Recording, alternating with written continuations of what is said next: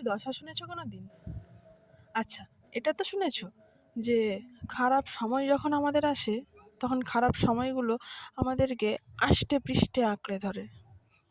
ঠিক একই রকম অবস্থা চলছে এখন আমার, জানি না কেন। মাথায় কয়েক লক্ষ টাকার লোনের দেনা, মানে ধারটা যে নিয়েছিলাম ওই উচ্ছৃঙ্খলভাবে, ওই রকম কিছু নয়, প্ল্যান মাফিকই করেছিলাম। মানে আমি জানতাম যে মাস শেষে আমি যে টাকা ইনকাম করি, ওই উপার্জনের টাকা দিয়ে আমি এখানেরটা ওখানে চালিয়ে নেব, ওখানেরটা ওখানে দিয়ে দেবো, এইরকম একটা প্ল্যানে ছিল। এখন দেখো এমন কপাল, মানে কাজবাজ নেই, উপার্জন হচ্ছে না ঠিক এরকম ব্যাপারটা নয়, সময় বুঝে ঠিক ওই হয় আর কি। কি হয়েছে, আজকে নয় কাল দিয়ে দেবো, পরের মাসে দিয়ে দেবো, এটা পরের মাসেরটা হয়ে যাবে, এই অ্যাডজাস্ট করে নাও, এইভাবে টাকাও পাচ্ছি না, আর আমি আমার ধারটা শোধও করতে পারছি না।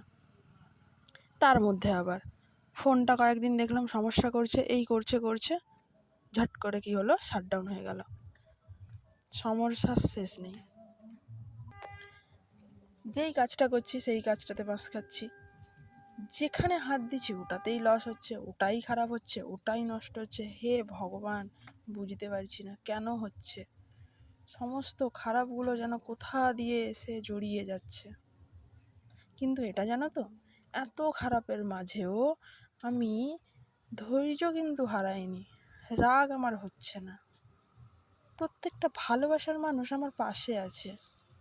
কোথাও গিয়ে মনের মধ্যে এই আশাটা চলছে, আজ খারাপ হচ্ছে, নিশ্চয়ই কাল কিছু একটা ভালো অপেক্ষা করছে আমার জন্য।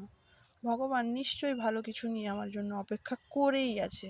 তাই আজ হয়তো ভগবান আমার পরীক্ষা নিচ্ছে, কি জানি। এটাই হয়তো হয়, বা এটাই হয়তো ম্যাচিউরিটি। সময়ের সঙ্গে সঙ্গে হয়তো শিখে গেছি। কি বলো তোমরা?